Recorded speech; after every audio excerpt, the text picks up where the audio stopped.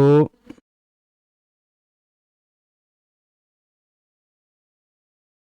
पहले हेडिंग डालते हैं स्ट्रेस फिजियोलॉजी।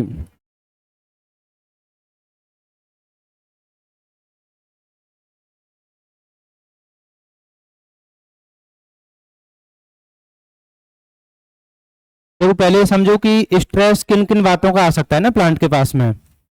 जैसे अगर हम वाटर के केस में बात करें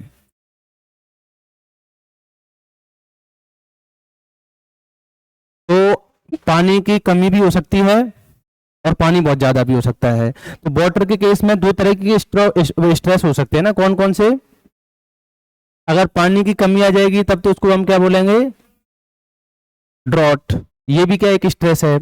अगर पानी बहुत ज़्यादा हो जाए तब क्या आ जाएगी, बाढ़ आ जाएगी। ये भी क्या है, एक स्ट्रेस है। अगर हम टेम्परेचर के रेफरेंस में बात करें तो टेम्परेचर बहुत ज़्यादा भी हो सकता है और बहुत कम भी हो सकता है। तो एक तो होता है इसमें चिलिंग, जैसे एक तो लो टेम्परेचर हो सकता है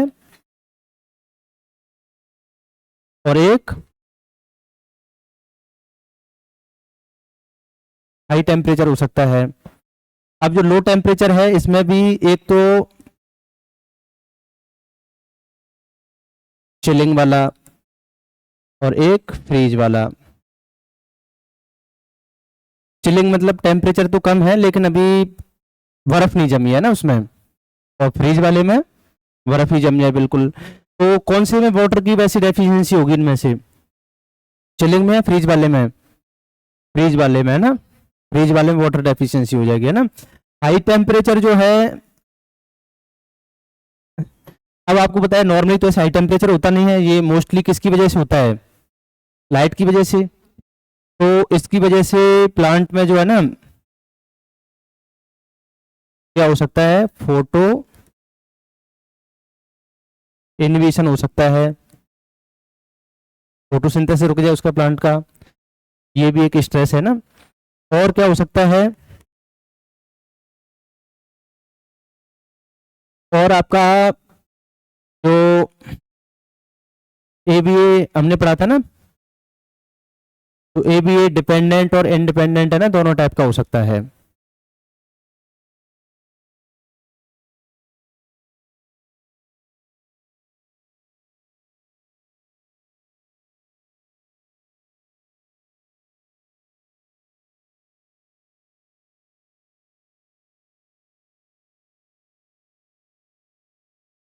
तो ये वाली बात समझ में आई।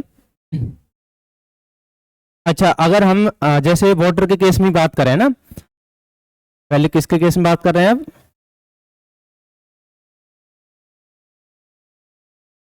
तो पानी की अगर कमी आ जाएगी है ना तो उसको हम क्या बोलेंगे, ड्रॉट बोलेंगे है ना। तो मान लो पहले क्या है, पानी की कमी आ गई, तो ऐसी कंडीशन में जो है प्लांट तीन तरीके फॉलो कर सकते हैं ना इससे बचने के लिए। स्ट्रेस फिजियोलॉजी में हम यही पढ़ेंगे, मतलब कि प्लांट क्या स्ट्रेटजी अडॉप्ट करेगा उस स्ट्रेस कंडीशन से बचने के लिए। तो ये कोई स्ट्रेस फिजियोलॉजी जो अब तक आपने पढ़ा है पूरा, जैसे कि मान लो कि वाटर का लॉस हो जाए तो वो अपने स्टोमेटा क्लोज कर लेगा, तो ये भी क्या है, एक स्ट्रेस फिजियोलॉजी है। अच्छा, तो वाटर की स्कार्सिटी हो जाएगी तो सबसे पहले जो तरीका है प्लांट के पास में ये होता है, आ, ये वर्ड तो पढ़ा होगा ना आपने, डेसिकेशन।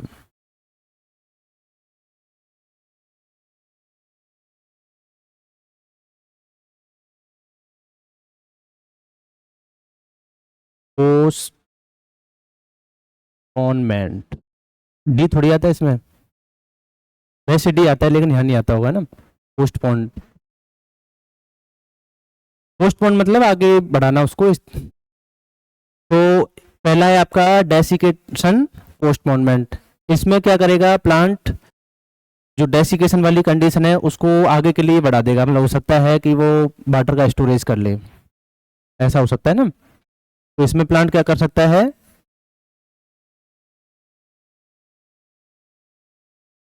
वाटर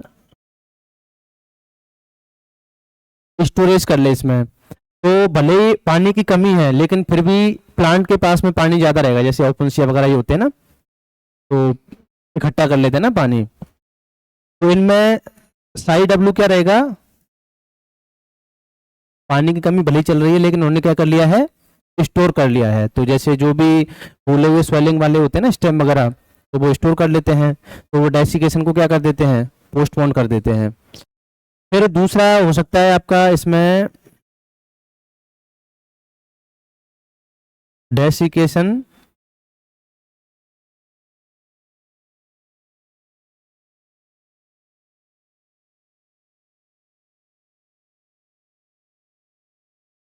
टोलरेटर,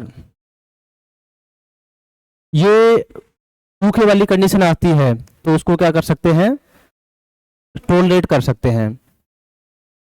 तो इसमें टोलरेट कैसे करेंगे, मतलब टोलरेट कैसे कर सकते हैं डेसिकेशन वाली कंडीशन को, तो कुछ फीचर इनको डेवलप करने पड़ेंगे अपने अंदर, जैसे कि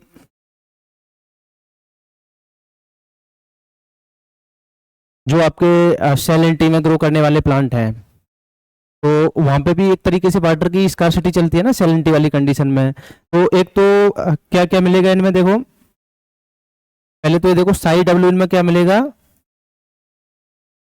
मतलब लो वाटर पोटेंशियल मिलेगा है ना, उनमें ज़्यादा मिलेगा। ये स्टोर वगैरह नहीं करेंगे, एक तो इनकी जो लीफ है, लीफ एरिया क्या हो जाएगा,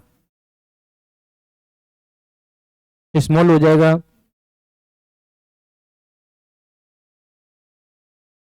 स्टोमेटा डेंसिटी क्या हो जाएगी,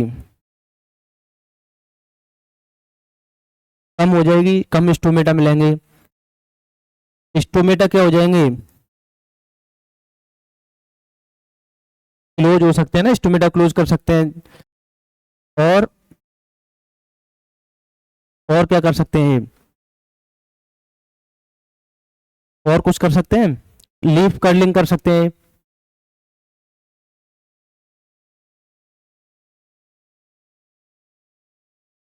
और जो भी जो आपने प्लांट फिजियोलॉजी में पढ़ा है ना, क्या क्या स्ट्रेप्टोडोज, वो सारी इसमें आ जाएंगे ना। क्या स्टेम,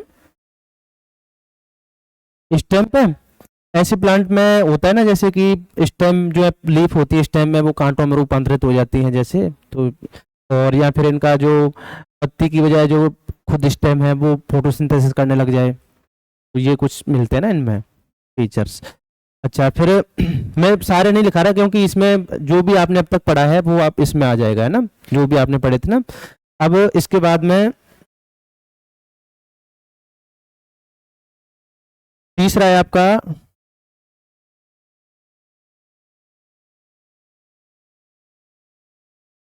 ड्रॉट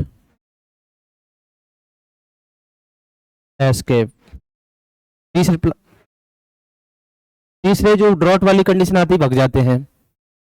तो आपने ऐसे बहुत सारे प्लांट देखे होंगे जो बरसात वाला सीजन आता है तो अब उगते हैं वो, और महीने भर में ही आपसे भी बड़े हो जाते हैं वो।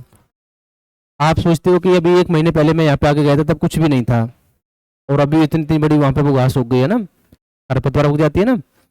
फिर जैसे ही बरसात जाती है सूख जाते हैं, मतलब उन्होंने अपना लाइफ साइकिल कंप्लीट कर लिया, उतना ही था उनका बस। तो ये ड्रॉट आने से पहले अपना लाइफ साइकिल क्या कर लेते हैं, कंप्लीट कर लेते हैं।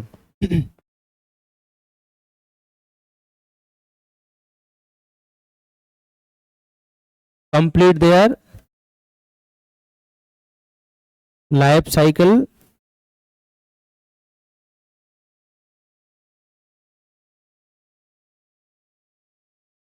सूखा आने से पहले ही, जैसे आपका सत्यानाशी हो गया ना, आरजी मोनोमैक्सिकाना, वो कटेरिसी होती है ना, या फिर आपके ये जो जितने भी मोस्टली खरपतवार है ना, वो सब ऐसे ही होते हैं। जैसे आपके टिड्डे हो गए, वो एनिमल है, बाकी हम प्लांट के रेफरेंस में पढ़ रहे हैं ना। तो जो भी सीजन वाले आते हैं ना, उस सीजन में आए और चले गए, बस उसका लाइफ। हाँ।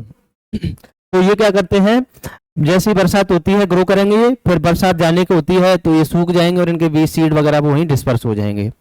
अब वो डेसिकेशन वाली कंडीशन चलेगी सीड। अब नेक्स्ट फिर से बरसात होगी तो सीड जो है फिर से क्या करने लग जाएंगे, ग्रो करने लग जाएंगे। ठीक है, तो ये हो गया। अब मान लो कि फ्लड वाली कंडीशन आ जाए, ये तो पानी की कमी थी, अगर फ्लड आ जाए तो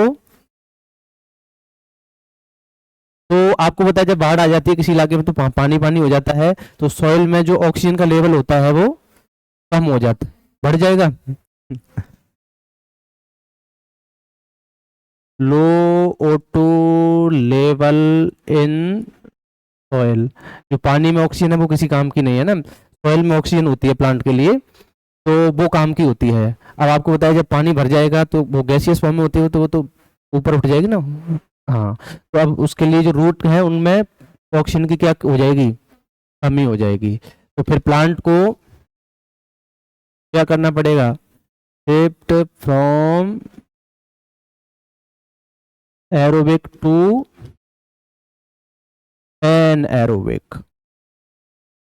फिर इसको शिफ्ट करना पड़ेगा ना एरोबिक से एनएरोबिक की ओर, क्योंकि ऑक्सीजन की क्या आ चुकी है, कमी आ चुकी है। हो सकता है जैसे कि न्यूमेटोफोर जैसे देखे हमने दलदल वाले इलाके में,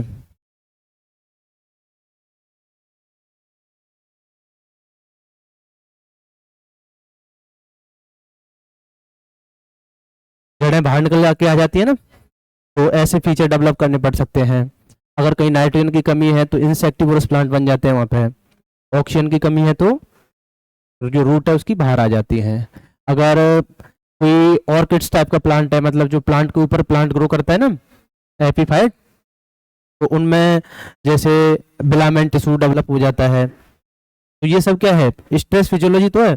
अब कोई प्लांट के ऊपर प्लांट ग्रो कर रहा है तो वहाँ पानी जमीन से तो ले नहीं रहा वो, तो उसको अब जो एनवायरमेंट में नमी है वहाँ से पानी लेना पड़ेगा। तो बिलामेंट टिश्यू का डेवलपमेंट ये भी एक स्ट्रेस फिजियोलॉजी का टाइप है। अभी उसमें क्वेश्चन आया था, आप ये देखा था आपने, इसमें पूछा था ऑर्किड्स में कौन सा टाइप का वो मिलता है, तो उसमें दो बार आया क्वेश्चन ये। एक बार तो पूछा बिलामिन किस में मिलता है, एक बार ऑर्किड में कौन सा मिलता है, दो बार क्वेश्चन आया है। तो ये वाली कहानी समझ में आ गई, ये तो वाटर के रिलेशन में है ना। इसमें आप और भी फीचर ऐड कर सकते हैं ना, जो भी आपको पता है वो सारे इसमें ऐड कर सकते हो। तो लीफ का जो सरफेस एरिया है वो छोटा हो गया है ना, क्या इसमें डेसिकेशन टॉलरेंस में, ड्रॉट एस्केप में, हाँ, जैसे जो इसकी सीड गिर जाते हैं ना तो वो डोरमेंट कंडीशन में रहेंगे, क्योंकि पानी भी नहीं रहा वैसे है ना, क्योंकि ग्रो उसको जर्मिनेट होने के लिए भी तो चाहिए ना, नमी वगैरह चाहिए। तो अब जैसे ही पानी बढ़ना बंद हो जाता है ना, बरसात होना बंद हो जाती है, उसके बाद में इनके सीड गिर जाते हैं। अब वो नेक्स्ट बरसात होगी तभी वो फेवरेबल कंडीशन मिल पाएगी, तब तक ये कौन सी कंडीशन में रहेंगे, तो सीड डोरमेंट कंडीशन में रहते हैं ना, ये डोरमेंट नहीं रहते। सीड हो गए या कोई स्पोर बनाता है तो उसके स्पोर डोरमेंट कंडीशन में रह सकते हैं ना। तो ये जैसे आपके टिड्डे वगैरह होते हैं ना, उनका भी यही है, बरसात वाले सीजन में आ जाएंगे फिर उसके बाद में वो अपने एग रिलीज करके वो तो खत्म हो जाता है, उनका लाइफ साइकिल इतना ही होता है। नेक्स्ट फिर से फेवरेबल कंडीशन आएगी तब उनके एग में हैचिंग वगैरह होती है, तब फिर से आ जाते हैं वो। तो कई बार हम बोलते हैं ना कि जो फसल वगैरह है वो अल्ट्रेशन में करनी चाहिए ना।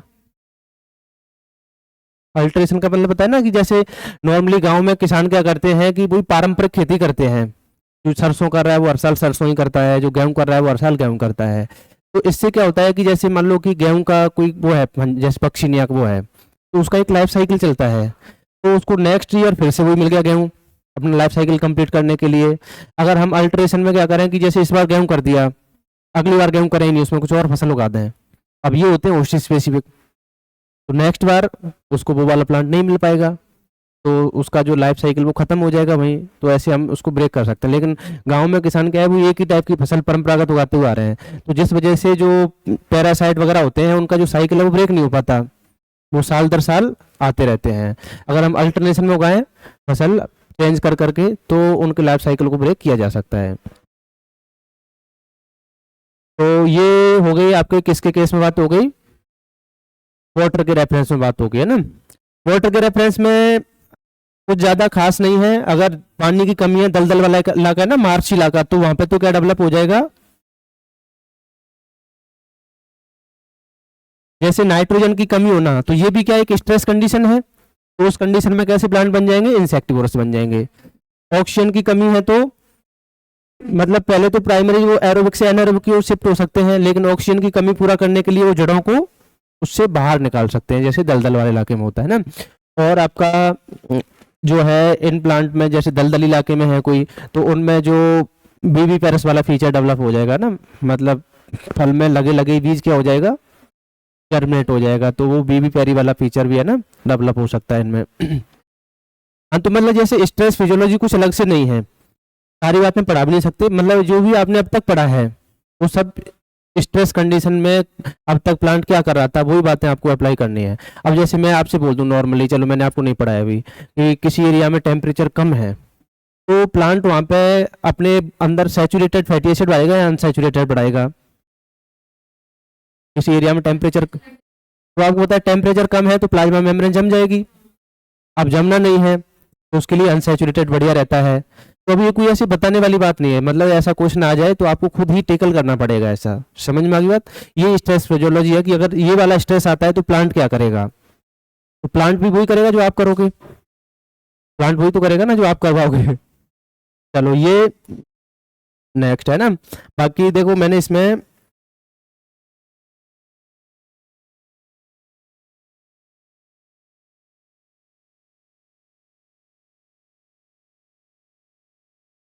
देखो ये तो आपको बता ही दिया है ना, ये दिख रहा है क्या आपको। ठीक है, तो पानी की कमी भी हो सकती है, दिखता भी हो सकती है ना।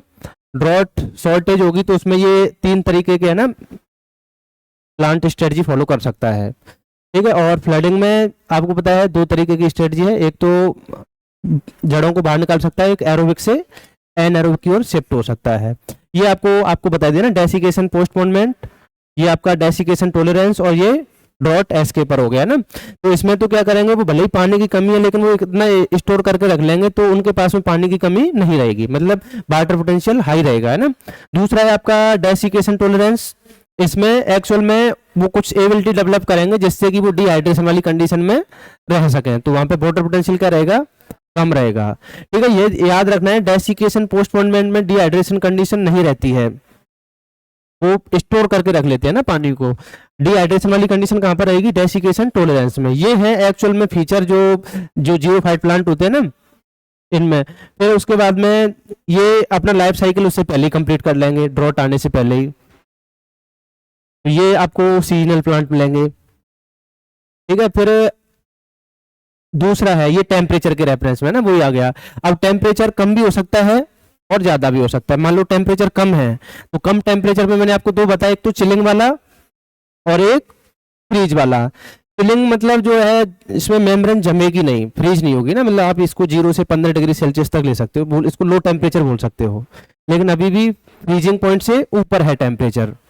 तो इसमें क्या पानी की कमी रहेगी, चिलिंग वाले में नहीं रहेगी, लेकिन फ्रीज हो जाए तो पानी की कमी रहेगी। तो देखो इसमें टेम्परेचर अगर 0 से 15 है, अब तो हमने इसको क्या बोला है, चिलिंग स्ट्रेस। अगर 0 से भी नीचे चला जाए तो हमने उसको क्या बोला है, फ्रीजिंग बोला है ना। तो अब जैसे मान लो आपके कोल्ड स्ट्रेस है, उससे अवॉइड करना है, तो एक तो चिलिंग सेंसिटिव होते हैं, एक चिलिंग रेजिस्टेंट होते हैं। तो चिलिंग जो सेंसिटिव है, ये ध्यान रखना है ना कि सेंसिटिव के रेफरेंस में आपसे पूछ रहा है या रेजिस्टेंस के रेफरेंस में पूछ रहा है। तो ये जो चिलिंग सेंसिटिव है, इसने अपने आप में कुछ मॉडिफिकेशन नहीं किया होगा स्ट्रेस से बचने के लिए, इस वजह से क्या है ये सेंसिटिव, और ये प्लांट मारा जा सकता है। इसने एक्चुअल में कुछ अपने आप में फिजियोलॉजिकल चेंजमेंट किया होगा उस स्ट्रेस से बचने के लिए, इस वजह से क्या हो गया, रेजिस्टेंट हो गया। तो देखो ये चिलिंग सेंसिटिव है, ये किस वजह से सेंसिटिव है, इसने अपनी मेम्ब्रेन में सैचुरेटेड फैटी एसिड को रखा है, जल्दी जम जाएगा, समझ में आ गई बात। और ये इसकी जो मेम्ब्रेन है 0 डिग्री सेल्सियस से ऊपर ही क्या हो जाती है, सॉलिडिफाई हो जाती है, मतलब सेमी सॉलिड हो जाती है, जैसे अपना घी होता है ना, तो ये आपका 10-15 डिग्री सेल्सियस पे है ना फ्रीज हो जाता है वो।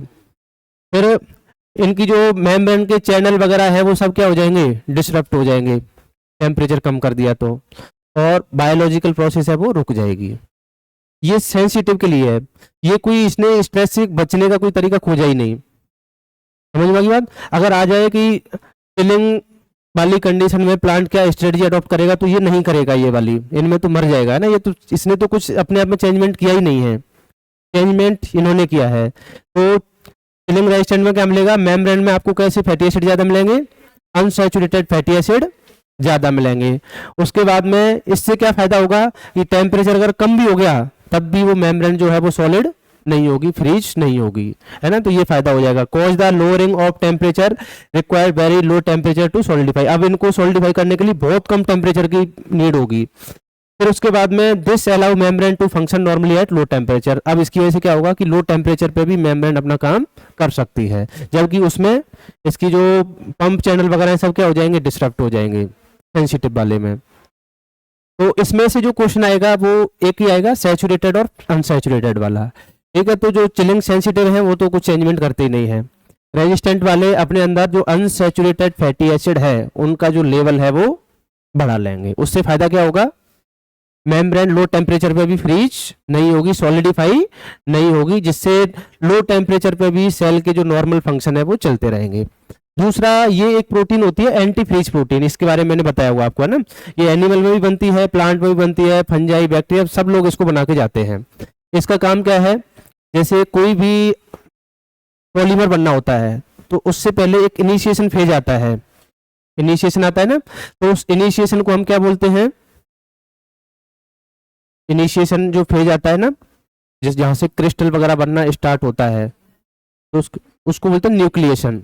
न्यूक्लिएशन बताया होगा ना कहीं पॉली उसमें माइक्रोट्यूब्यूल वगैरह में। तो इनिशिएशन जो फेज होता है उसको हम न्यूक्लिएशन बोलते हैं ना, तो बिना न्यूक्लिएशन के कोई भी पॉलीमर नहीं बन सकता, पहले शुरुआत तो करनी पड़ेगी ना कहीं से, तो न्यूक्लिएशन बनना जरूरी होता है। अगर आप न्यूक्लिएशन नहीं बनने दो तो लो टेम्परेचर पे भी फ्रीज नहीं हो सकता कोई। तो ये एंटी फ्रीज प्रोटीन एक्चुअल में ये काम करती हैं, ये उस न्यूक्लिएशन के बनने को रोक देती हैं, डिसरप्ट कर देती हैं, जिसकी वजह से 0 डिग्री सेल्सियस से भी नीचे चला जाता है टेम्परेचर, फिर भी बर्फ नहीं जम पाती है। तो ये जैसे आपकी जो पोलर रीजन में जो एनिमल्स वगैरह रहते हैं ना या प्लांट होते हैं, वो एंटी फ्रीज प्रोटीन बना के जाते हैं, तो उसकी वजह से 0 डिग्री सेल्सियस पे जहाँ नॉर्मल इंसान जम जाएगा वहाँ पे वो अपना नॉर्मल फंक्शन प्रोसीड कर सकते हैं। एक तो फैट की मोटी लेयर मिलती है उनके ऊपर जो हीट के इंसुलेटर की तरह काम करती है, दूसरा उनमें क्या मिलते हैं, सेल्यूलर लेवल पे एंटी फ्रीज प्रोटीन मिलती है, तो वो बर्फ को जमने नहीं देती है ना, क्रिस्टल नहीं बनने देती उसके ना बर्फ के, तो इस वजह से लो टेम्परेचर पे भी ये लिक्विड फॉर्म में मिलेगा ना इनका वाटर वगैरह। अच्छा, फिर उसके बाद में आपको उन्होंने बताया ना, रील्स वगैरह हमने देखा होगा कि वो पानी होता है उसमें थोड़ी सी उंगली वगैरह टच करते हैं वो जम जाता है, नहीं देखा आपने ऐसा, रील्स वगैरह में देखा होगा ना, पानी में थोड़ी सी उंगली टच करते हुए तुरंत जम जाता है 1 सेकंड के अंदर ही, नहीं देखा, तो वो भी इसी का रोल है पूरा पूरा, उसको न्यूक्लिएशन नहीं मिला था, टेम्परेचर उसका 0 से नीचे चला गया लेकिन उसको न्यूक्लिएशन नहीं मिला। अब आपने जैसी उंगली टच की, न्यूक्लिएशन मिलते ही टेम्परेचर उसका ऑलरेडी बहुत कम था ही, और वो 2 सेकंड में पूरा बर्फ बन जाता है पानी। तो सब किसका रोल है, न्यूक्लिएशन का रोल है उसमें ना। तो ये वाली कहानी समझ में आ गई, क्वेश्चन क्या आएगा इसमें से, सैचुरेटेड और अनसैचुरेटेड फैटी एसिड का आएगा ना इसमें से। तो चिलिंग जो सेंसिटिव होंगे वो तो कुछ चेंजमेंट करेंगे, उनमें तो सैचुरेटेड ही ज़्यादा मिलेंगे, लेकिन चिलिंग रेजिस्टेंट में अब उसमें आपको ऐसे भी दे सकता है ना, जो आपको मैंने बायोकेमिस्ट्री में या सेल बायोलॉजी में पढ़ाया होगा ना, लिपिड सेल बायो में कि बैक्टीरिया को 15 से 25 डिग्री सेल्सियस में रख देंगे तो क्या क्या चेंजमेंट करेगा मेम्ब्रेन में, तो वो सारा आप यहाँ पे भी अप्लाई कर सकते हो, बस आपको कोलेस्ट्रॉल को शामिल नहीं करना है ना, क्योंकि प्लांट में कोलेस्ट्रॉल नहीं मिलता है। बाकी सारी स्टडी जो बैक्टीरिया के लिए पढ़ाई थी ना, कि जैसे वो इससे इसमें हम ले गए ना, लो टेम्परेचर में ले गए हैं, तो जो कार्बन का नंबर है उसको कम कर लेगा, मतलब जैसे अरेकिडिक एसिड से स्टीयरिक एसिड या पामीटिक एसिड बना सकता है वो, है ना, अपने उसमें सेल में, या फिर जो डबल बॉन्ड का फॉर्मेशन कर लेगा, किंक फॉर्मेशन कर सकता है, ट्रांसफॉर्म को सिस में चेंज कर लेगा, तो ये कुछ जो चेंजमेंट ना वो सारे के सारे यहाँ पे हो सकते हैं ना, वो बस कोलेस्ट्रॉल को यहाँ पे काउंट नहीं करना है क्योंकि वो प्लांट में नहीं मिलता है। कोलेस्ट्रॉल किस में मिलता है, एनिमल में मिलता है ना, प्लांट में उसकी जगह पे सीटोस्टिरॉल, स्टिग्मास्टिरॉल ये मिलते हैं, फंजाई में अर्गास्टिरॉल मिलता है ना। ये क्वेश्चन आया था, अर्गट किससे मिलता है, अर्गट अर्गट अर्गट अर्गेटिन होता है ना, एक ड्रग है, मतलब ये आर्गट तो पढ़ा होगा ना, ERGOT। हाँ, तो किससे होता है ये आया था इसमें भी, क्लेविसेप्स परप्यूरिया आया है उसमें ना। तो ये समझ में आ गया, इसमें बताओ कोई दिक्कत है? इसमें केवल आपको सैचुरेटेड अनसैचुरेटेड, और बाकी जो आपने पढ़ा है वो पूरा यहाँ से रिलेटेड है ना, जो आपको सेल बायोलॉजी में लिपिड पढ़ाए गए थे पूरा का पूरा यहाँ पे आ जाएगा। वो कोलेस्ट्रॉल को इसमें काउंट नहीं करना है बस, ठीक है। बाकी सारी बातें लिखने की नहीं होती, ये सेंसिटिव है, इन्होंने कुछ चेंजमेंट किया नहीं है, रेजिस्टेंट ने अपने आप में चेंजमेंट किया है। एंटी फ्रीज प्रोटीन किस किस में मिल सकती है? एंटी फ्रीज प्रोटीन जो है, और इसको हम क्या बोलते हैं, आइस स्ट्रक्चरिंग प्रोटीन बोलते हैं, refer to a class of polypeptide produced by the certain animal, plant, fungi and bacteria that permit their survival in temperature below the freezing point of water. मतलब 0 डिग्री सेल्सियस से नीचे चले जाए तब भी वहां पे सर्वाइव कर सकता है ना, इस प्रोटीन की वजह से, क्योंकि इसकी वजह से बर्फ नहीं जमेगी। ठीक है, फिर नेक्स्ट है आपका ऑस्मोटिक स्ट्रेस। ऑस्मोटिक स्ट्रेस में क्या होता है, जैसे कि सॉइल में पानी की कमी चल रही है, तो वहां पर वाटर पोटेंशियल ज्यादा होगा या कम होगा? हाँ, तो वाटर पोटेंशियल कम होगा। अब पानी की टेंडेंसी है हमेशा से कि वो हाई वाटर पोटेंशियल से लो वाटर पोटेंशियल की ओर जाएगा, लेकिन ऑलरेडी पानी की पहले से सॉइल में कमी चल रही है, तो वहां पे पहले से क्या है, लो वाटर पोटेंशियल है। तो अब वो प्लांट में कैसे जाएगा वहां से? फिर प्लांट में जब ही जा सकता है ना, प्लांट में जब वाटर पोटेंशियल कम हो। तो उसके लिए अब प्लांट को क्या करना पड़ता है, अपने अंदर खुद का ऑस्मोटिक प्रेशर बढ़ाना पड़ेगा, तभी तो वहां पे वाटर पोटेंशियल लो होगा। मतलब वहां पे वो आयंस बढ़ा ले अपने अंदर, तो वहां पे वाटर पोटेंशियल कम हो जाएगा। तो उसी रेफरेंस में बताया गया यहाँ पर क्या, ऑस्मोटिक स्ट्रेस। देखो, plant adjust osmotically to drying soil by accumulating solutes. तो osmotic stress caused by either drought, salinity और cold stress is one of the important abiotic factors which aid. अच्छा, मैंने आपको एडिंग डलवाई ना, स्ट्रेस जो दो टाइप का होता है, एक बायोटिक एक एबायोटिक। तो अभी हम एबायोटिक पढ़ रहे हैं। बायोटिक किसी इंसेक्ट या एनिमल वगैरह की वजह से होगा, है ना, बैक्टीरिया हो सकता है, वायरस हो सकता है, वो क्या होगा, बायोटिक स्ट्रेस। अभी हम क्या पढ़ रहे हैं, सारे एबायोटिक फैक्टर है ना, टेम्परेचर हो गया, पानी हो गया आपका, सब कैसे हैं, एबायोटिक फैक्टर हैं। तो अभी हम एबायोटिक स्ट्रेस पढ़ रहे हैं ना। तो अब क्या होगा, which had a great impact on plant evolution. Osmotic stress in its broadest sense encompass both drought and salinity stress induced lowering of water potential in. एक तो देखो, मिट्टी सूखी हो तो उसमें ऑलरेडी पानी कम है, या फिर उस मिट्टी में सैलिनिटी ज्यादा हो, हैलाइट्स वगैरह ज्यादा हो, तो भी उसका वाटर पोटेंशियल क्या हो जाएगा, कम हो जाएगा। तो ये दोनों ही कंडीशन प्लांट के लिए क्या मानी जाएंगी, ऑस्मोटिक स्ट्रेस माना जाएगा। मतलब एक सॉइल ऐसी है जिसमें पानी तो है लेकिन ऑलरेडी उसमें आयंस बहुत ज्यादा हैं, तो अब क्या होगा, उस सॉइल का वाटर पोटेंशियल कम होगा।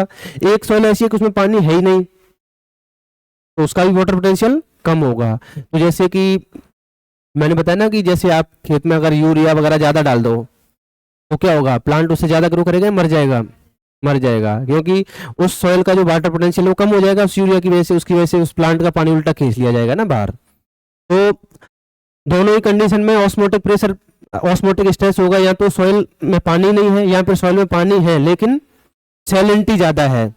और आपको बताया कि जब सॉइल का पानी सूखता है तो पानी तो सूख रहा है, आयंस तो कहीं जा नहीं रहे हैं, तो आयंस तो अभी भी वही रहते हैं। तो इस वजह से जो ड्राई मिट्टी है उसमें सैलिनिटी आपको कम मिलेगी या ज्यादा मिलेगी, ज्यादा मिलेगी, क्योंकि आयंस अभी भी वही की वही है, केवल पानी तो सूख गया है बस, तो उसमें आपको सैलिनिटी वाली कंडीशन ज्यादा मिलेगी। तो अब प्लांट क्या करेगा इस केस में, देखो ये बताया गया है कि वाटर जो है केवल हाई वाटर पोटेंशियल से लो वाटर पोटेंशियल की ओर ही मूव कर सकता है, ये बताया गया ना इस लाइन में, अलोंग वाटर पोटेंशियल मूव करता है ना।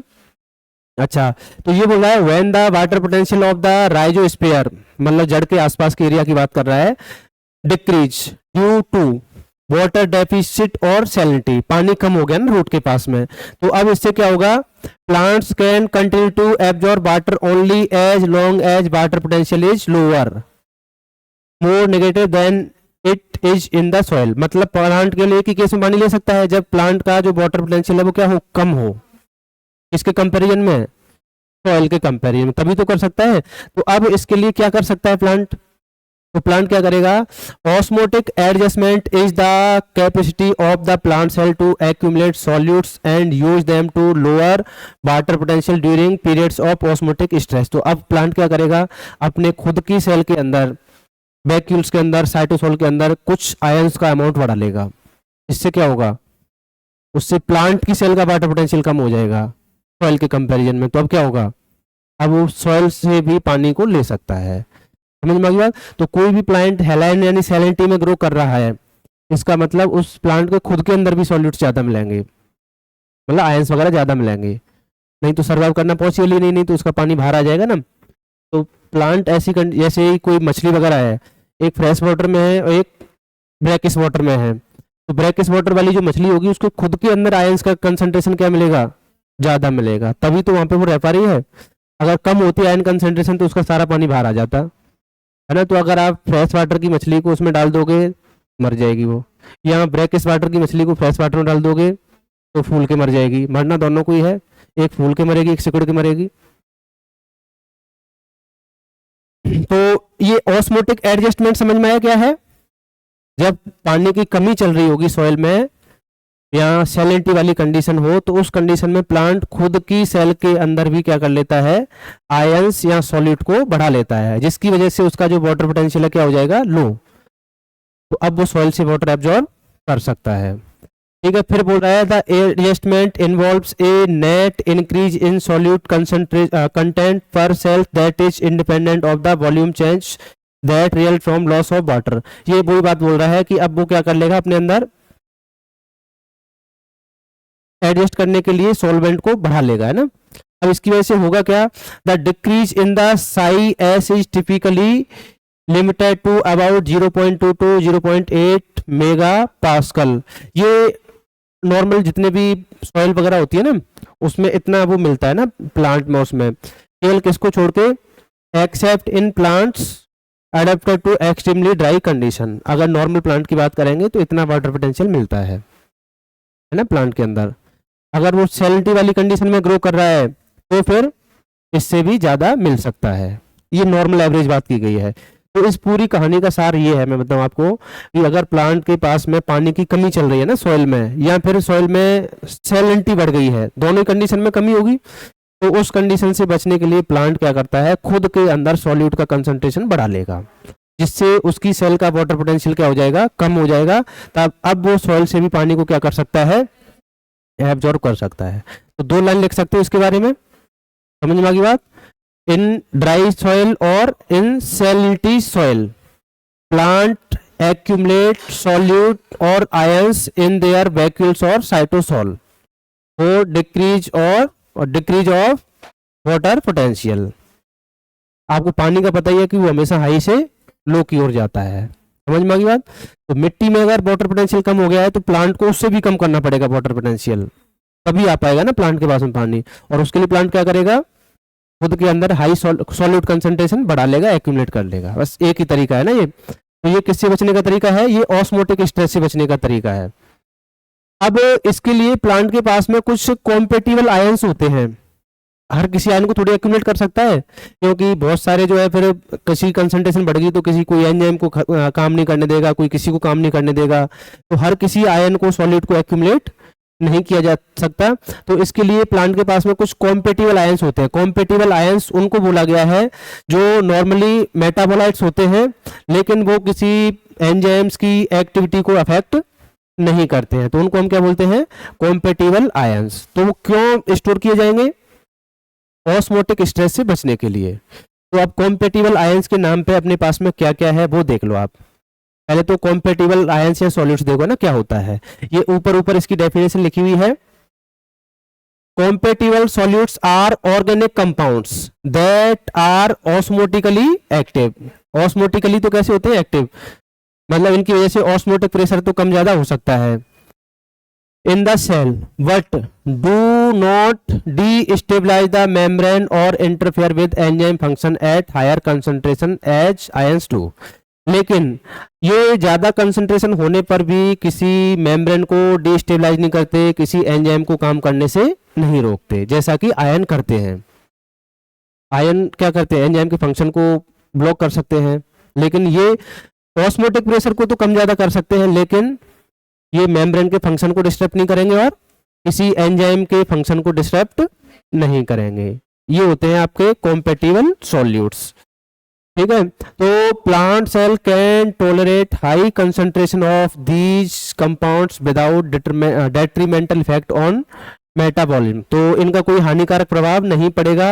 अब कौन कौन से आपके कॉम्पेटिबल हो सकते हैं, देखो इनमें नाम आते हैं आपके अमीनो एसिड हो सकते हैं सच एज प्रोलिन, और शुगर एल्कोहल हो सकते हैं जैसे सॉर्बिटॉल और ग्लिसरॉल, और आपकी क्वाटरनरी अमोनियम हो सकती है, और आपका ग्लाइसिन और बीटाइन हो सकता है। ये क्या हो सकते हैं, ये कॉम्पेटिबल आयन हो सकते हैं। तो कॉम्पेटिबल आयन समझ में आया पहले होता क्या है, ये एक्चुअल में प्लांट में जो ऑस्मोटिक स्ट्रेस होता है उससे बचने के लिए एक्यूमुलेट किए जाते हैं।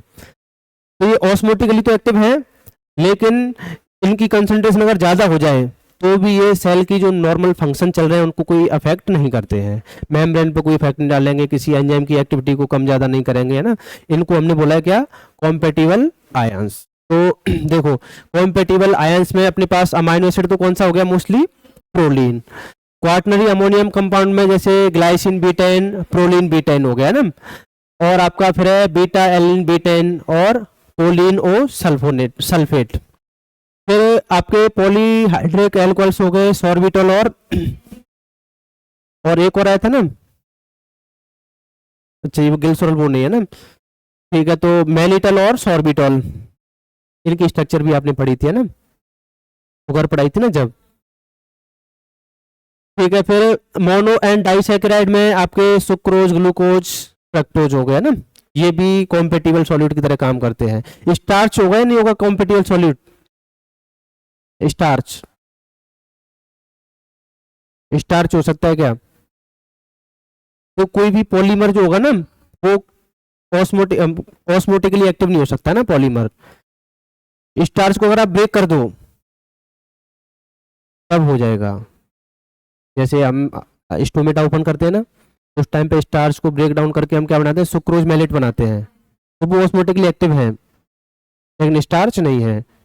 समझ में आ गया। तो पॉलीमर जो है वो नहीं होगा ना ऑस्मोटिकली एक्टिव। ऑस्मोटिकली एक्टिव होने के लिए मतलब कोई एक तो उस पर कोई चार्ज वगैरह होना चाहिए ना, चार्ज वगैरह की भी शर्त होती है उसमें ना कोई। फिर अच्छा, तो mono and disaccharides, sucrose, glucose, fructose, D pinitol, ononitol, ये ट्रीहेलोज है, इनोसिटॉल हो गया, और ये है टर्सरी सल्फोनियम कंपाउंड्स, पिगमेंट्स हो गए। तो ये सब क्या है, कॉम्पेटिबल सॉल्यूट्स है। समझ में आया कॉम्पेटिबल सॉल्यूट्स क्या है, इनको प्लांट ऑस्मोटिक प्रेशर को मेंटेन रखने के लिए एक्यूमुलेट करेगा अपने अंदर, और ये किसी एंजाइम या मेम्ब्रेन के फंक्शन को अफेक्ट नहीं करेंगे। तो ये इसमें एक तो आप जो बीटाइन है ना वो याद रख लेना है ना। इसमें अमाइनो एसिड में जैसे स्पेशल पूछा जाएगा कौन सा amino acid as a compatible solute की तरह काम कर सकता है, तो इसमें कौन सा हो गया, प्रोलीन हो गया। ये क्वाटरनरी अमोनियम है ना, ग्लाइसिन बीटाइन, प्रोलीन बीटाइन हो गया। शुगर में पूछेगा तो एल्कोहलिक शुगर में है सॉर्बिटॉल और मैलिटॉल, और मोनोसैकेराइड डाइसैकेराइड में पूछेगा तो ग्लूकोज, फ्रक्टोज और सुक्रोज। ये नॉर्मली सेल में वैसे भी मिलते हैं ना, लेकिन उस टाइम पे इनकी कंसंट्रेशन और बढ़ जाएगी, ठीक है। फिर उसके बाद में पिगमेंट्स आपके कैरोटिनॉइड और एंथोसाइनिन हो गए, ठीक है। ये है आपका 3 डाइमेथिल सल्फोनियोप्रोपियोनेट,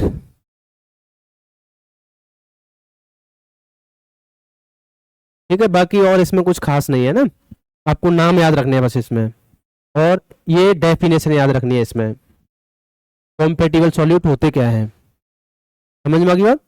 तो नॉर्मली अगर हम आयरन वगैरह को स्टोर करें तो वो भी ऑस्मोटिकली एक्टिव होते हैं, लेकिन वो क्या करते हैं फिर, वो किसी एंजाइम के फंक्शन को अफेक्ट कर सकते हैं, मेम्ब्रेन के फंक्शन को अफेक्ट करेंगे, मेम्ब्रेन को हो सकता है पोलराइज डीपोलराइज कर दें, तो किसी चैनल को ओपन क्लोज कर दें, वो बहुत सारे एंजाइम के को फैक्टर का काम करते हैं, तो किसी एंजाइम को फालतू में एक्टिव कर दें वो, तो इस वजह से उनको हम एक्यूमुलेट नहीं कर सकते।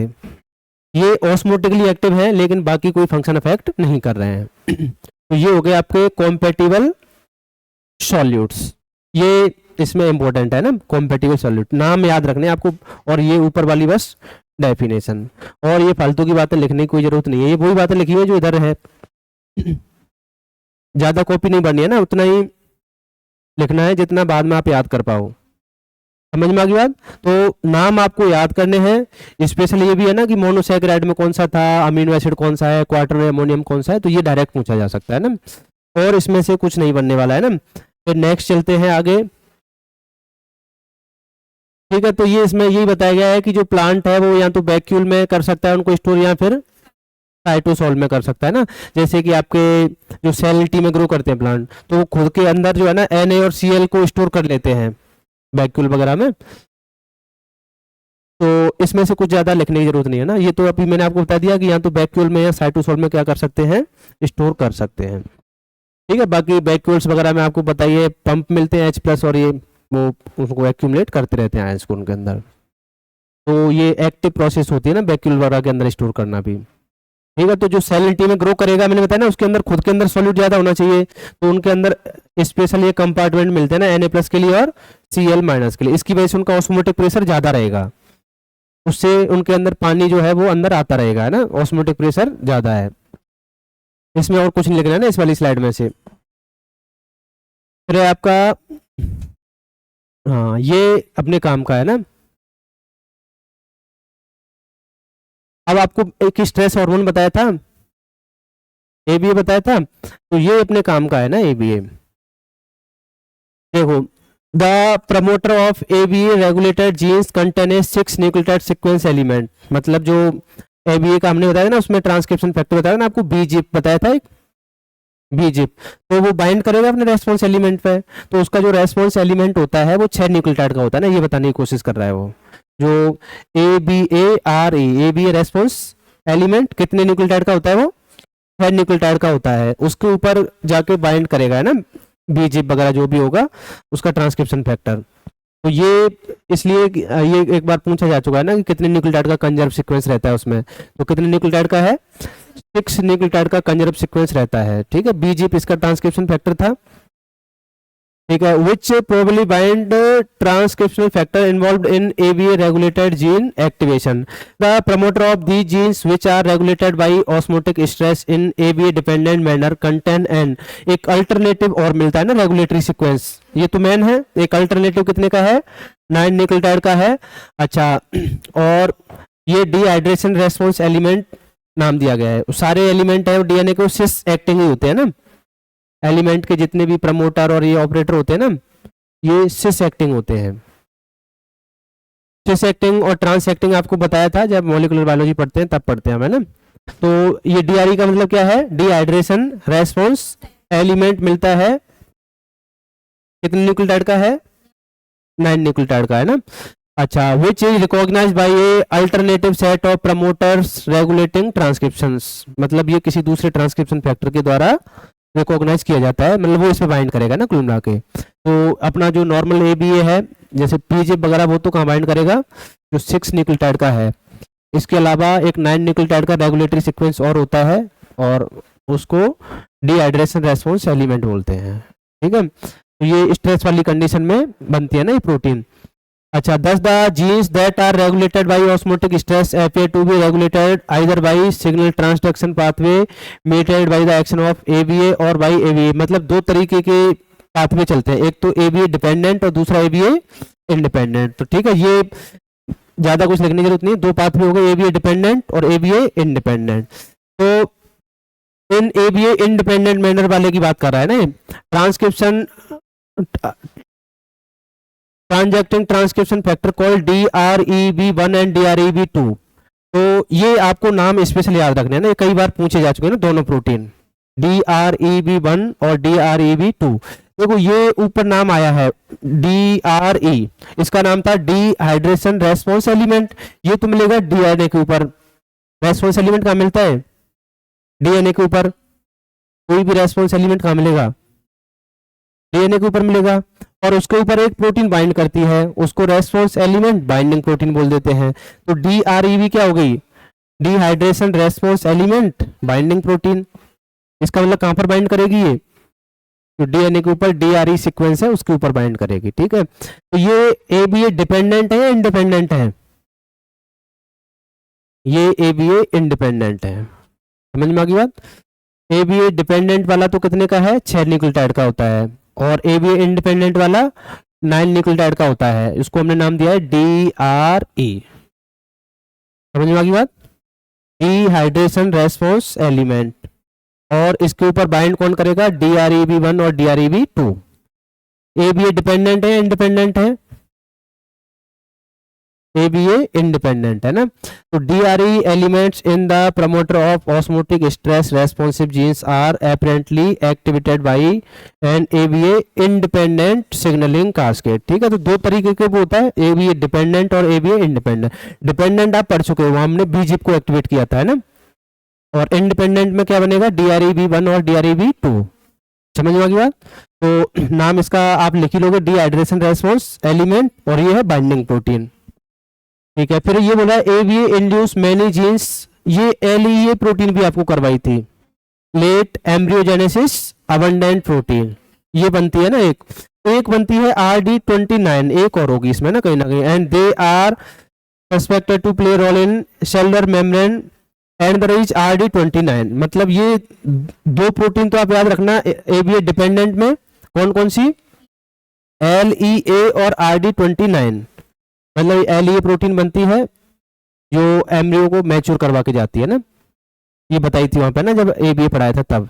और दूसरी कौन सी जीन एक्टिवेट होती है, RD29, ये तो ABA डिपेंडेंट वाले में है, और ABA इंडिपेंडेंट वाले में DREB1 और DREB2। ये दो नाम याद रखने हैं आपको, है ना। एक नाम और आएगा NAC, इसमें आगे आएगा ना कहीं। Content DNA sequence that can be activated by osmotic stress by cold and ABA। इसमें से आपको कुछ भी नहीं लिखना है अभी, है ना, इस वाली स्लाइड में से। ये मैं एक डायग्राम बता देता हूँ, वहां से आपको हो जाएगा ना। ये डायग्राम है, आप याद रख लेना बस, है ना, इसकी वजह।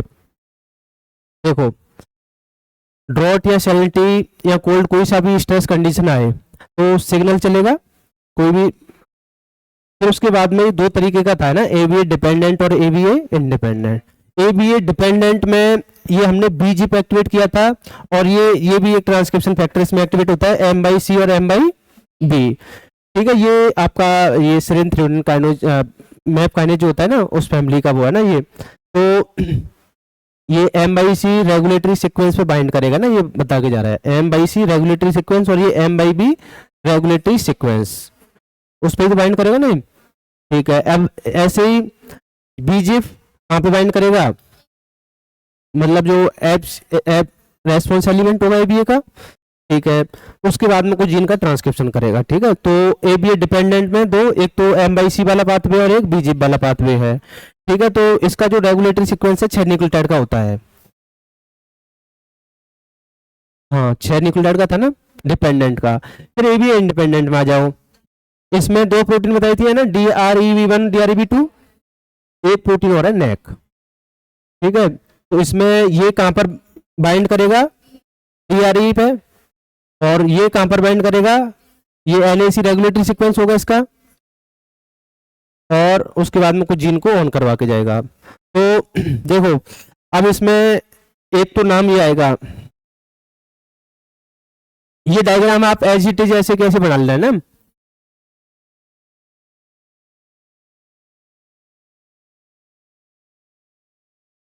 तो इसमें आप लिख लेना, एक तो LEA और RD29, ये जीन एक्टिवेट होंगी इसमें ना। अब इसमें देखो दो बातें हो गई, ABA डिपेंडेंट वाले में ट्रांसक्रिप्शन फैक्टर बीजिप तो आप पढ़ चुके थे, और एक M/C या M/B हो सकता है। ठीक है, दोनों का काम वही है, अपने रेस्पॉन्स एलिमेंट पे बाइंड करना। तो ये तो ABA का रेस्पॉन्स एलिमेंट हो गया, ये इसका रेगुलेटरी सीक्वेंस हो गया, बाइंड करके जीन को ऑन करवाएगा। तो इसमें दो जीन है मेनली, एक तो लेट एम्ब्रियोजेनेसिस अबंडेंट और एक RD29। इधर से आप आओगे तो इधर एक तो DREB1 DREB2 और दूसरी NAC। ठीक है, फिर उसके बाद में अपने रेगुलेटरी सीक्वेंस में क्या कर जाएंगे, बाइंड कर जाएंगे। तो ये 3-4 नाम याद रखने हैं ना प्रोटीन के, बस आपको। ये स्ट्रेस से बचा के जाती है, जैसे ये तो एम्ब्रियोजेनेसिस जो है ना, उसको एम्ब्रियो को मैच्योर बनाने में हेल्प करता है, मतलब प्री कॉशियस जर्मिनेशन नहीं होने देता उसमें ना, ये काम करता है। ये किसी भी प्रकार के स्ट्रेस से बचा के जाती है प्रोटीन, ये जीन है, और इस प्रोटीन भी बना के जाती है ना ये। तो ए बी ए डिपेंडेंट वाले में एल ई ए और आर डी 29 का एक्सप्रेशन होगा, और इसमें जीन का नाम वगैरह नहीं बताया, लेकिन आपको ट्रांसक्रिप्शन फैक्टर बताया उनके ना कौन सा है, और रेगुलेटरी एलिमेंट कौन सा है उसका। तो डायरेक्ट आपको केवल नाम ही पूछे जाएंगे वैसे तो, है ना। इनमें जैसे ए बी इंडिपेंडेंट मैनर में कौन सी प्रोटीन काम करती है, डिपेंडेंट मैनर में कौन सी काम करती है, इतना याद रख लोगे आपका काम निकल जाएगा। तो देखो दो प्रोटीन तो ये डिपेंडेंट वाली हो गई, एम बाई बी और बीजिप, और ये डी आर ई बी और एन ए सी, ये इंडिपेंडेंट वाली हो गई। फिर आगे जाके अपने रेगुलेटरी सीक्वेंस में क्या कर जाएंगे, ये बाइंड, वो किसी काम की बात नहीं है ना, ये भी किसी काम की बात नहीं है, बस ये आपको इसमें आ गया ना एल ई ए और आर डी 29, ये याद रखना पड़ेगा आपको। और इसमें से कुछ भी नोट नहीं करना है ना, जो इससे ऊपर वाली स्लाइड थी कुछ नोट करने की जरूरत नहीं है। क्या कौन सी प्रोटीन बताइए, यही बोल रहा था मैं, आर डी 29 आ गई ना, ये तो नाम है इसी का पूरा। ये एम्ब्रियो को मैच्योर बनवा करवा के जाती है, एम्ब्रियो मैच्योरेशन में हेल्प करती है।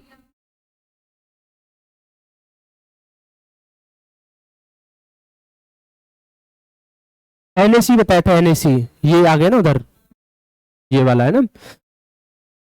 तो ये आपको नाम डायरेक्ट याद रख लें, पाथवे वगैरह याद रहे नहीं रहे कोई दिक्कत नहीं, पाथवे वगैरह नहीं आएगा, बस केवल डिपेंडेंट वाली कौन सी है और इंडिपेंडेंट वाली कौन सी है।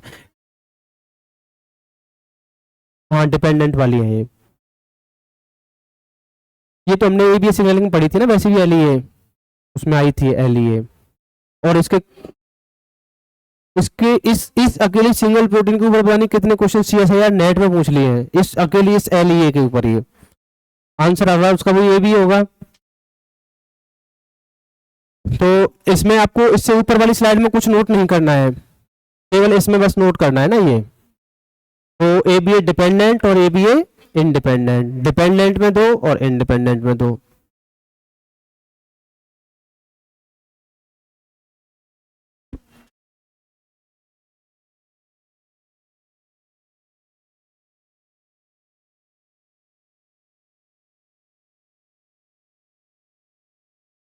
हाँ ममता हो गया याद ये, ठीक है, ये समझ में आ गया ना। इस वाली स्लाइड में से कुछ लिखने की जरूरत नहीं है आपको। कौन सी, हाँ इस वाली में से कुछ नोट करने की जरूरत नहीं है, वो सारी प्रोटीन नीचे आ चुकी है ना ऑलरेडी, ठीक है। और इसमें से कुछ नोट करने की जरूरत नहीं है ना इस वाली स्लाइड में से। इसमें ये इम्पोर्टेंट ये वाला है ना, और डेफिनेशन, और कुछ नहीं लिखना है इसमें से। फिर इसके बाद में इसमें इसमें भी क्या बताया मैंने, यही तो बताया था इसमें कि केवल ऑस्मोटिक प्रेशर को मेंटेन करने के लिए प्लांट अपने अंदर कुछ एक्यूमुलेट करता है सॉलिड्स, जिनको हम क्या बोलते हैं, कॉम्पेटिबल सॉलिड्स बोलते हैं। तो कॉम्पेटिबल सॉलिड्स क्या होता है एक तो, और कौन कौन से कॉम्पेटिबल सॉलिड्स को एक्यूमुलेट किया जाता है ना, ये लिखना है। बाकी और स्लाइड में कुछ नहीं लिखना है, बस इसमें ये इंपॉर्टेंट है ना ये वाला, इसमें सैचुरेशन और अनसैचुरेशन का क्वेश्चन बनेगा बस।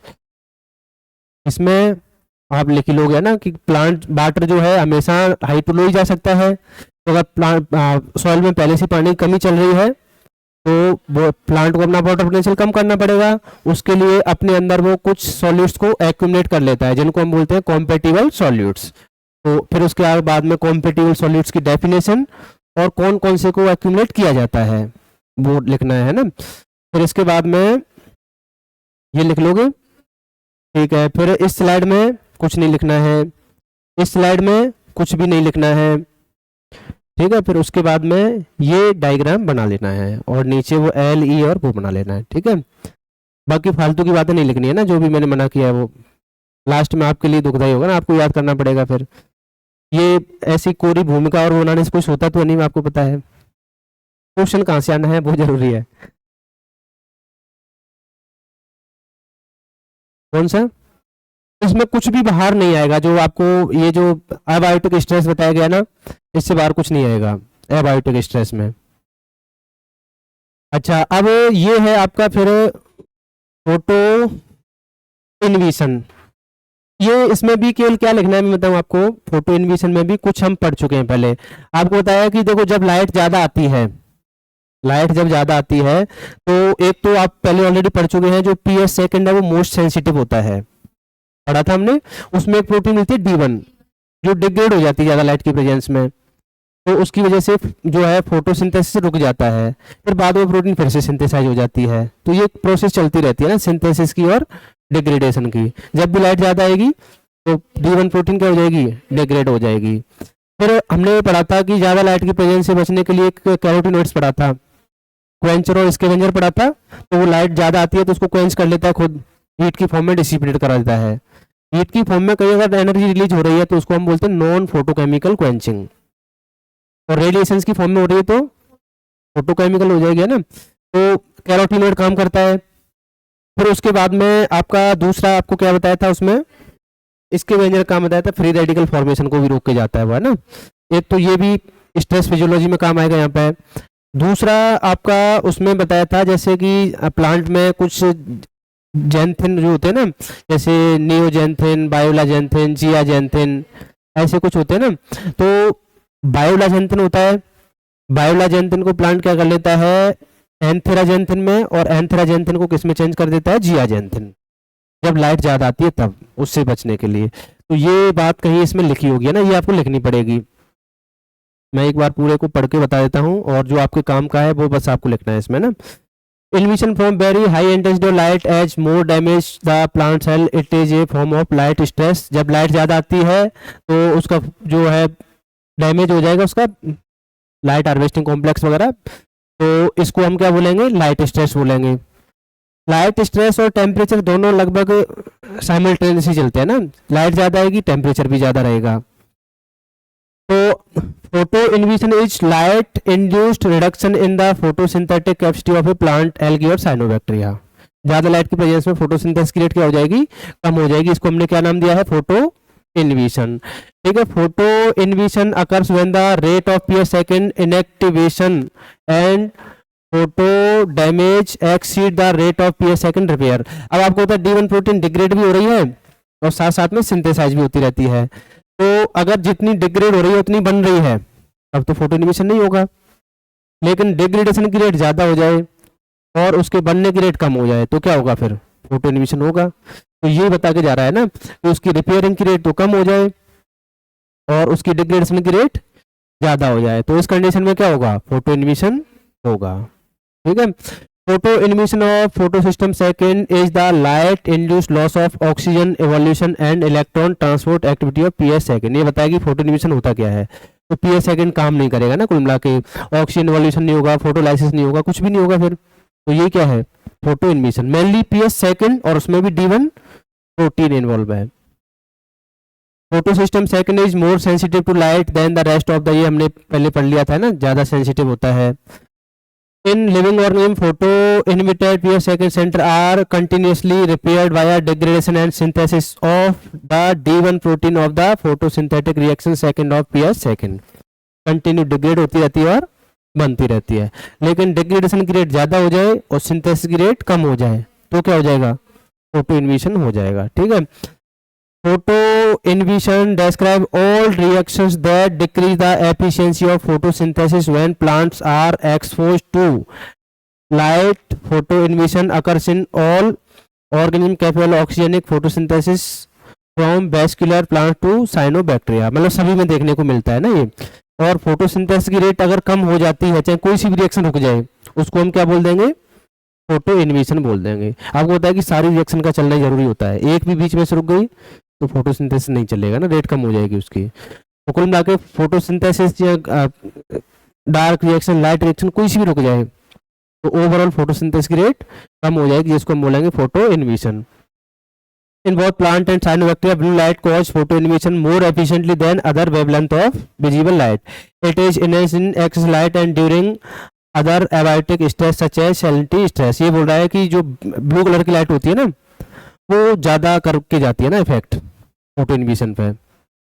और बाकी क्या बोल के जा रहा है ये जरूरी नहीं कि लाइट की वजह से ही हो फोटो इन्विशन, ये सैलिनिटी वगैरह और भी कंडीशन स्ट्रेस की वजह से देखने को मिल सकता है, क्योंकि अपने दिमाग में सेट हो जाता है फोटो इन्विशन, तो ये लगता है ना कि लाइट की वजह से ही होगा। फोटो इन्विशन का मतलब है कि फोटोसिंथेसिस रेट कम होना। अब मोस्टली वो लाइट की वजह से होती है, लेकिन किसी और फैक्टर की वजह से भी वो हो सकती है, तब भी हम उसको क्या बोलेंगे, फोटो इन्विशन बोलेंगे। तो इसमें काम की बात क्या है, जब भी ज़्यादा लाइट आती है तो D1 प्रोटीन जो है वो क्या हो जाती है, PS सेकंड की डिग्रेड हो जाती है, जिससे फोटोसिंथेसिस की रेट कम हो जाती है। तो अगर उसके सिंथेसिस की रेट कम और डिग्रेडेशन की रेट ज़्यादा हो जाती है तो इस कंडीशन में फोटो इन्विशन हो जाता है। और फोटोसिंथेसिस की कोई भी रिएक्शन की रेट कम हो जाए या फोटोसिंथेसिस का प्रोडक्ट कम बनने लगे, उसी को हम फोटो इन्विशन बोलते हैं। ठीक है, इतनी सी बात लिखनी है बस इसमें ना। तो केवल क्या मेंशन करना है आपको, लाइट की प्रेजेंस में, ज़्यादा लाइट की प्रेजेंस में PS सेकंड की D1 प्रोटीन क्या हो जाती है, डिग्रेड हो जाती है, और जब उसकी सिंथेसिस की रेट कम, डिग्रेडेशन ज़्यादा, तो क्या हो जाता है, फोटो इन्विशन हो जाता है। PS second most sensitive part होता है ना, बाकी कुछ भी लिखने की जरूरत नहीं है। ठीक है, समझ में आ गई। बाकी फालतू बातें मत लिखा करो ना इनमें से, केवल क्या D1 प्रोटीन को मेंशन करना है बस इसमें, ज़्यादा लाइट की प्रेजेंस में D1 प्रोटीन क्या हो जाती है। ठीक है, दूसरी इसमें उसमें आएगा शायद नेक्स्ट स्लाइड में ना, और ज़्यादा लाइट की प्रेजेंस में प्लांट क्या कर सकता है,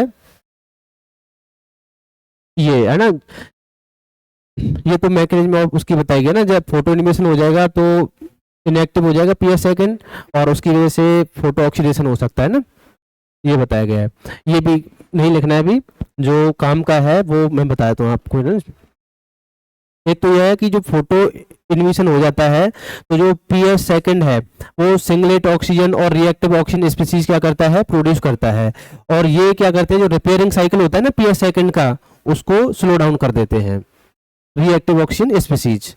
अब उसकी वजह से क्या होगा, जो प्रोटीन सिंथेसिस है वो रुक जाएगा, मतलब D1 प्रोटीन नहीं बन पाएगी।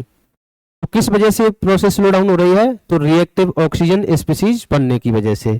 अब फोटो इन्विशन के आपको कुछ कारण बताए गए, केवल लाइट की वजह से नहीं होता है ना, किस किस वजह से हो सकता है, हाई टेम्परेचर की वजह से हो सकता है, ड्रॉट वाटर स्ट्रेस की वजह से हो सकता है, सैलिनिटी की वजह से हो सकता है, और इवन फोटो इन्विशन में occur when plant is not in stress condition, तब भी ये हो सकता है। तो ये आप इस पर थोड़ा सा इम्पोर्टेंट लगा लेना, क्योंकि जब भी आ गया कि फोटो इन्विशन का कॉज क्या है इनमें से, तो मोस्टली बच्चे इसमें क्या करके आएंगे, जैसे लाइट वगैरह आ जाए ना वही करके आएंगे, क्योंकि उसके नाम के आगे क्या लगा हुआ है, फोटो वर्ड लगा हुआ है, लेकिन ये किसी भी स्ट्रेस की वजह से देखने को मिल सकता है। तो ये इस पर थोड़ा सा है ना पॉइंट आउट कर लेना इस बात को, फोटो इन्विशन किस किस वजह से हो सकता है। इवनली प्लांट जब स्ट्रेस में नहीं है तब भी देखने को मिल सकता है ना फोटो इन्विशन, समझ में आ गई बात। तो और इसमें कुछ काम का नहीं है ना। तो एक तो ये है कि ROS बन जाती है, उसकी वजह से उसके रिपेयर की रेट कम हो जाती है। ठीक है, और किस किस वजह से फोटो इन्विशन हो सकता है, ये स्टार लगा के लिख लेना है ना, कि केवल ये लाइट की वजह से ही नहीं होता, इन फैक्टर की वजह से भी हो सकता है। अच्छा, फिर इसके बाद में है आपका, वो कहाँ गया आप जो अपने काम का था, चलो इसको लिखने की जरूरत नहीं है ना, वही बात है, रिएक्टिव ऑक्सीजन स्पीसीज बन गई, D1 का वो सिंथेसिस का इन्विशन हो गया, और PS सेकंड रिपेयर नहीं हो पाएगा, तो इस वजह से फोटो इन्विशन हो जाएगा। ठीक है, तो आपको एक ही पॉइंट लिखना है, ROS की वजह से PS सेकंड की जो रिपेयरिंग मैकेनिज्म है रुक जाती है, D1 का सिंथेसिस नहीं होता है। तो ये तो सारी बातें आपको बताया, CO2 फिक्स कहाँ से होगा फिर, है ना। हाँ, ये जरूर है ना, आप ऐड कर लेना। ठीक है, एक तो यह है कि जैसे एक्टिव PS सेकंड है उसमें फोटो इन्विशन हो जाता है, तो PS सेकंड इनएक्टिव हो जाएगा, क्योंकि D1 प्रोटीन क्या होगी होगी। ठीक है, अब D1 प्रोटीन जो डिग्रेड हो गई है, तो अब ये विदाउट D1 प्रोटीन का है, अब हमें फिर से सिंथेसिस करना पड़ेगा। ठीक है, तो D1 प्रोटीन का सिंथेसिस होगा, लेकिन ये एक ड्रग है लिंकोमाइसिन, जो इसके सिंथेसिस को रोक देता है। ठीक है, तो इसमें काम की बात यही है, lincomycin block synthesis of D1। ठीक है, बाकी पूरा लिखने की जरूरत नहीं है, एक एक लाइन में लिख लेना बस, lincomycin block synthesis of D1। दूसरी काम की बात इसमें यह है,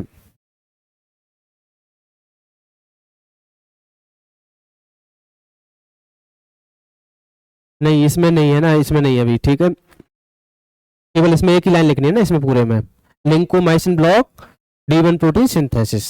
ठीक है, और कुछ भी मेंशन करने की जरूरत नहीं है। जो मैं देखना चाह रहा था वो नहीं मिल रहा।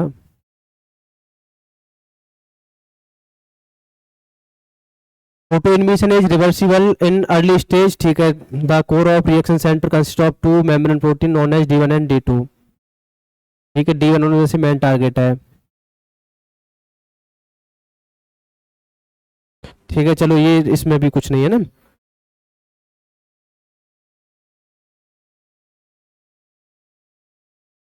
हाँ ये इसमें होगा काम का ना।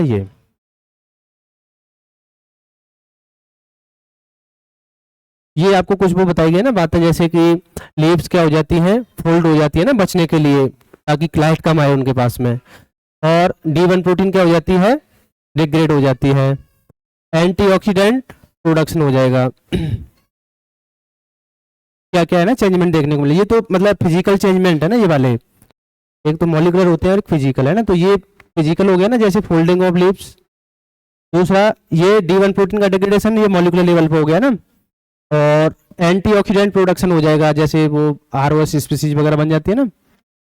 और आपका साइक्लिक इलेक्ट्रॉन ट्रांसपोर्ट इन PS सेकंड में क्या हो जाएगा, मतलब जो आपको बताया ना, ये नॉर्मली तो अपना नॉन साइक्लिक फ्लो चलता है जेड स्कीम वाला, लेकिन जब ज़्यादा लाइट आती है, स्टोमेटा वगैरह क्लोज हो जाते हैं, तो नॉन साइक्लिक से साइक्लिक की ओर शिफ्ट हो जाता है ना। ये भी एक वो है ना एडेप्टेशन। तो साइक्लिक इलेक्ट्रॉन ट्रांसपोर्ट इन PS फर्स्ट। वैसे तो कैसे चलता है नॉन साइक्लिक, लेकिन ज़्यादा लाइट में साइक्लिक। फिर आपका non photochemical quenching. Non photochemical का मतलब जो एक्सेस एनर्जी है उसको हीट की फॉर्म में रिलीज कर दिया जाएगा, ठीक है। ये इसमें ऐड कर लेना आपको ना, जेंथोफिल साइकिल, मतलब जो 3 तरह के पिगमेंट है ना, तो उसमें आपने बहुत सारे वो पढ़े होंगे ना, जियाजेंथिन, बायोलाजेंथिन, नियोजेंथिन, एंथेराजेंथिन। तो उसका जो साइकिल चलता है वो ये है, जो जियाजेंथिन डिपेंडेंट क्वेंचिंग, इसमें आगे आया होगा ना ये रहा। देखो जो बायोलाजेंथिन होता है ना, वो एंथेरोजेंथिन में चेंज हो जाता है, और एंथेराजेंथिन बाद में किस में चेंज हो जाता है, जियाजेंथिन में चेंज हो जाता है ना। तो बायोलाजेंथिन, एंथेराजेंथिन और लास्ट में क्या बन जाता है, जियाजेंथिन बन जाता है ना। ज्यादा लाइट आएगी। हाँ ठीक है, और इसमें कुछ है नहीं है ना। तो ये तो फिजिकल चेंजमेंट हो गए ना, क्या क्या अडेप्टेशन होंगे, ठीक है। लीव्स की फोल्डिंग हो जाएगी, और D1 प्रोटीन डिग्रेड, एंटीऑक्सीडेंट का प्रोडक्शन, और जो इलेक्ट्रॉन फ्लो है वो नॉन साइक्लिक से साइक्लिक की ओर शिफ्ट हो जाएगा। हाँ लो, इधर इधर लिख लो है ना, इधर यहाँ पे। हाँ, और इसमें क्या हो जाएगा, बाकी जो आपके जेंथोफिल है उसका साइकिल चलेगा ना, बायोलाजेंथिन, एंथेराजेंथिन और जियाजेंथिन बना लेगा ना लास्ट में। ये जियाजेंथिन आप पहले भी पढ़ चुके हैं ना, ब्लू लाइट का रिसेप्टर था जो स्टोमेटा की ओपनिंग में हेल्प करवा के गया था ना, जियाजेंथिन। और भी कुछ पढ़ा था आपने जियाजेंथिन के बारे में, ABA के पाथवे में आया था ना।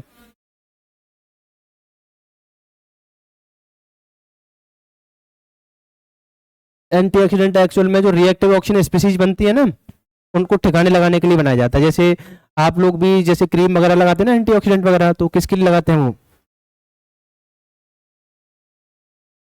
एंटीऑक्सीडेंट तो किसके लिए लगाते हो, जो फ्री रेडिकल्स वगैरह होते हैं ना उनको एलिमिनेट करने के लिए लगाते हैं। तो जो रिएक्टिव ऑक्सीजन स्पीसीज है वो भी एक फ्री रेडिकल है, तो उनको ठिकाने लगाने के लिए ये एंटीऑक्सीडेंट बनाए जाते हैं, ठीक है। बाकी फोल्डिंग का अगर समझ में आ गया, इससे लाइट कम आएगी, एक तरीके से अवॉइडेंस बचने का तरीका हो गया। और D1 प्रोटीन डिग्रेडेशन से आपका इलेक्ट्रॉन फ्लो रुक जाएगा, एंटीऑक्सीडेंट से रिएक्टिव ऑक्सीजन स्पीसीज को एलिमिनेट किया जाएगा। साइक्लिक, इससे क्या होगा, क्योंकि अब आपको चालू करो, चालू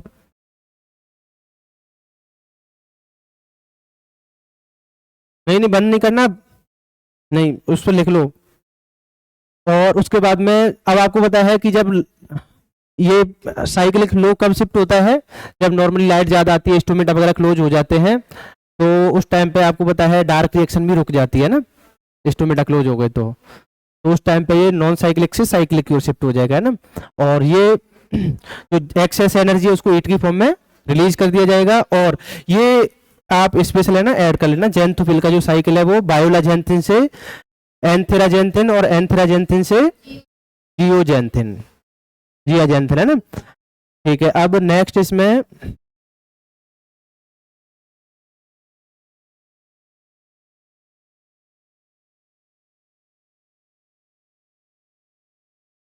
हाँ ये लास्ट होगी स्लाइड है ना इसमें। ये कुछ अलग से नहीं है, जो अभी तक आपने पढ़ा है ना उस पूरे का वो है ना इसमें समराइज कर रखा है। रुको रुको रुको, यहाँ लगेगा, यहाँ यहाँ पे।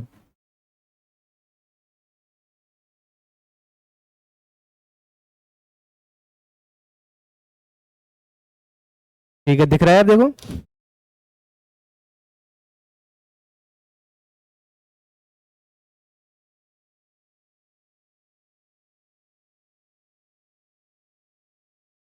यहाँ बैठ जाओ, यहाँ उस पे बैठ जाओ, बैठ जाओ। देखो इसमें जो अभी तक आपने पढ़ा है ना उसका पूरे को समराइज करके बताया गया है। वो वहां चले जाओ ममता के पास, नहीं ममता के पास। चलो देखो, वाटर डेफिशिएंसी में आपने पढ़ा था ना, जैसे ये तो प्राइमरी इफेक्ट क्या क्या होंगे उसके, और एक सेकेंडरी इफेक्ट क्या क्या होंगे ना। तो प्राइमरी इफेक्ट में जैसे कि वाटर पोटेंशियल क्या हो गया है, कम हो गया है ना, तो सेल में क्या हो जाएगा, डिहाइड्रेशन हो जाएगा। हाँ यहाँ पे लिख लो, यहाँ पे बस। ठीक है, और हाइड्रोलिक रेजिस्टेंस का मतलब जैसे जाइलम फ्लोएम में जो फ्लो हो रहा था ना, वो भी है ना रेजिस्टेंस होगा ना, पानी की कमी है मतलब उसकी विस्कोसिटी बढ़ जाएगी उसकी, है ना, पानी की कमी की वजह से। तो यहाँ यहाँ लिख लो, यहाँ देखो इधर यहाँ, हाँ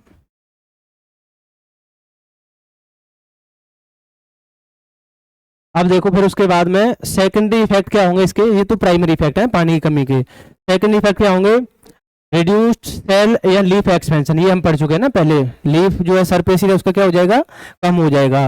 और reduced cellular and metabolic activities, stomata क्या हो जाएंगे, क्लोज हो जाएंगे। फोटोसिंथेसिस क्या हो जाएगा, इनविशन। लीफ का क्या हो जाएगा, एब्सीजन। ये एबीए मीडिएटेड होता है ना। और अल्टर्ड, एबी और थैलिन दोनों का रोल होता है वैसे, है ना, वो एब्सीजन में। फिर अल्टर्ड कार्बन पार्टीशन, नहीं बंद नहीं करना है, बस यहाँ लिख लो यहाँ पे।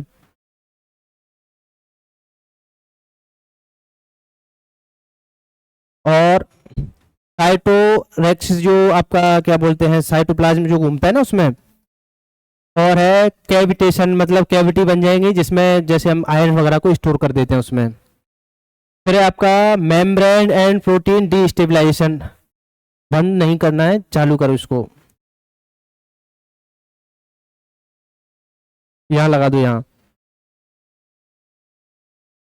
नहीं लग रहा, लग गया, यहाँ यहाँ यहाँ पे बस लग गया।